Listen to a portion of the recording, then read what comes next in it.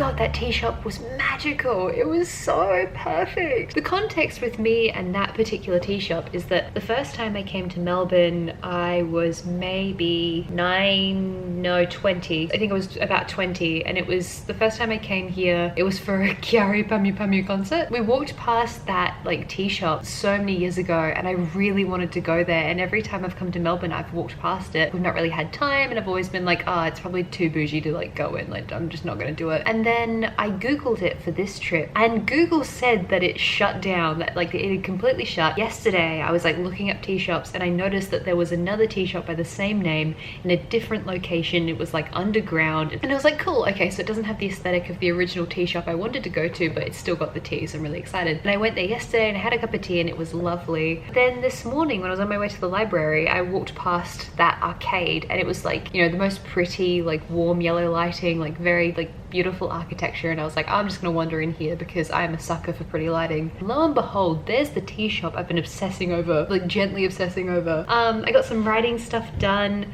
The sandwich I had was so good. It was so very good. And the tea was amazing. It was the Cleopatra tea. It was like green tea, grape, apple, rose, like little like sweet bits in it, and it was absolutely wonderful. Such good tea. It was a bit pricey. It's probably the most money I've ever spent on a sandwich before, but like I got to live out my dream of going to this tea shop after so many years of being like, no, I'm not gonna do it, and then being sad that it's shut, and then it turns out it's there. I've messed up something, and it probably was never shut to begin with. Anyway, did a bunch of writing stuff. I worked for a little bit in the library. I worked for a little bit in the Hopeton tea rooms, and I think I have an angle on this story. The vibe to me that that tea shop had was like very House Moving Castle. My background for my tablet, which I've had for years, this kind of green decadent European vibe, which is a vibe I love very much. And so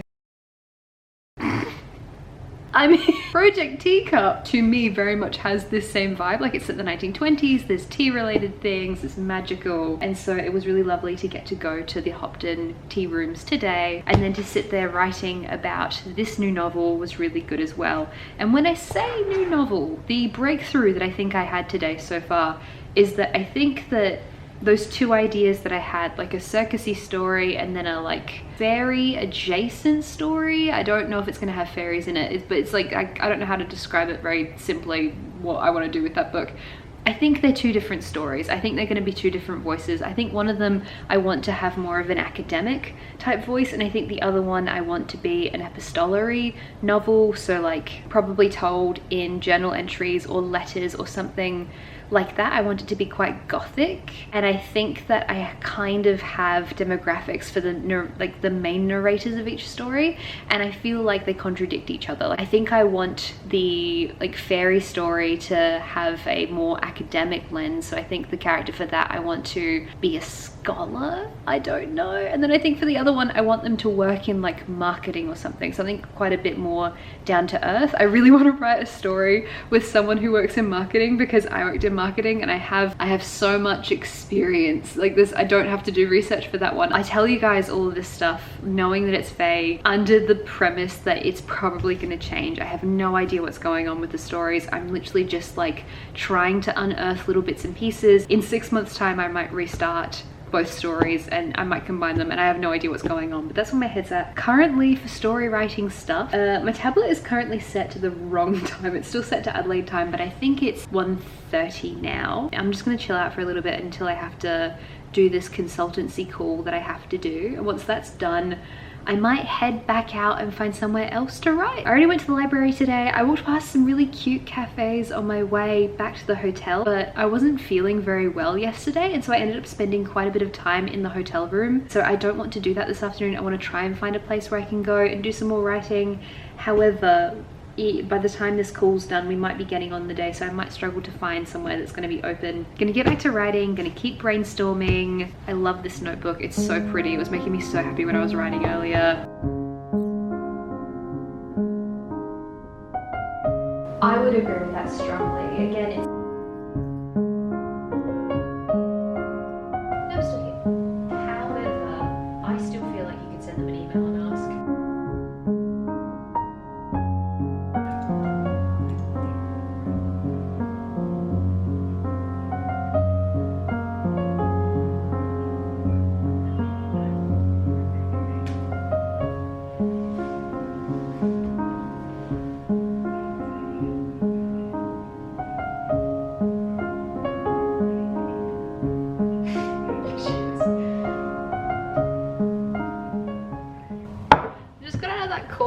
had to be on the phone for like an hour and a half and really concentrate and use my brain. And during that time, I got a rejection from the agent that I submitted to yesterday morning. Basically, I had to do a thing where I acted like a consultant for like a family member. There's a thing, I'm not getting into it. So I had to like be on the phone with someone and explain digital marketing data stuff. And I haven't had to do that role in a very long time, and I haven't had to wear that hat in a very long time. And so back when I used to work in marketing, I had to really learn how to put on this, not persona, but basically I had to learn how to communicate in such a way that I seemed assertive enough, because my demeanor is not particularly assertive. When I walk into a room, I don't tend to take up space, and I will apologize if I have to talk. Like when I first started working full time, I wouldn't speak up and I was really shy and reticent and all this stuff. And I had to learn very quickly, because I was like 22 and working in digital marketing. I was very young. I had to learn very quickly that if I don't sound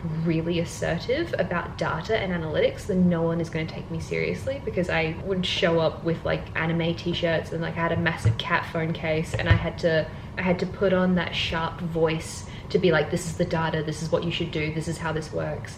And that was the only way I found that I could get people who didn't know me to take me seriously when I was in the workplace. I had learnt conflict management, I learned how to do that and sound confident and assertive and still be polite and warm to people, and I learned all those skills, but I haven't had to put on that marketing hat, that voice, in a really long time. It's been like 2 years since I've sat in a meeting and tried to explain analytics to someone and have them try to argue with me, and me try to be like, no, this is the way you should do it because I know what I'm talking about. Basically, when you work in marketing, no one takes you seriously, and it's a challenge, but or at least that was my experience of working in marketing and digital.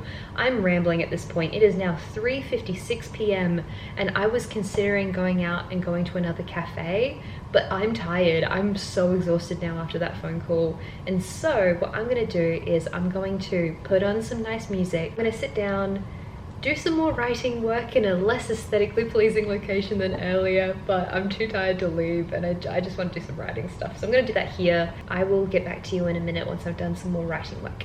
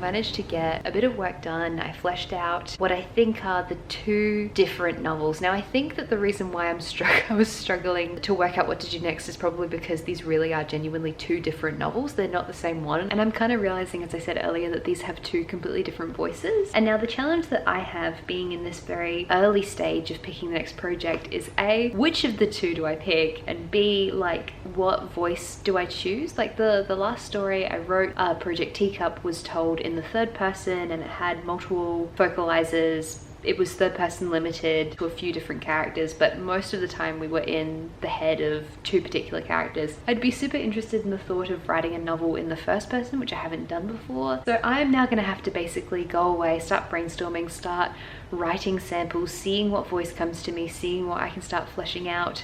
I think my strategy with the next book is to try and do less drafts. I think I want to avoid doing such a rushed 0 draft, which is what I did with Project Teacup. I did 4 to 5 drafts. I think I want to take a little bit more time and think about the plot a bit more carefully, and especially because this next book I really want to be about 80,000 words. I really want to try my hand at writing something a bit more concise and a little bit shorter, because I'm so used to being an overwriter and I tend to write stuff that's really long. So I'd love to give myself the challenge of A, writing something that's about 80,000 words, B, writing a voice I haven't really written before, and C, I really just need to pick which of these two ideas I want to go with. I had the loveliest day though. What a wonderful surprise that tea shop was open, and like I wasn't supposed to walk through that arcade. I just thought, oh, that looks really pretty, I'll go in there. Didn't realize that it was the arcade I'd already been into, didn't realize it was the arcade where that tea shop was located. We made some decent progress in the story. This is the first step towards writing a new novel. I don't have a project name yet because I don't know which project I'm going with. So you know how I called the last one Project Teacup? Well, I need an alias for the next two, and so I'll probably, hopefully, by the time I come back to you with another vlog of me working on the story, whichever story I pick, hopefully by then I'll have a project name for it so we can rename the series. I am going to do another novel writing series because I had so much fun making the last one. Thank you very, very much for watching this vlog, and also an enormous thank you to everyone over on Patreon for supporting my channel. Over on Patreon we have a whole bunch of lovely bonus content, bonus videos, writing updates, our Discord, so many different things. So if you want to support my channel or if you want more content from me, please feel free to check out Patreon. Take care everyone, and I will see you next time. Bye bye.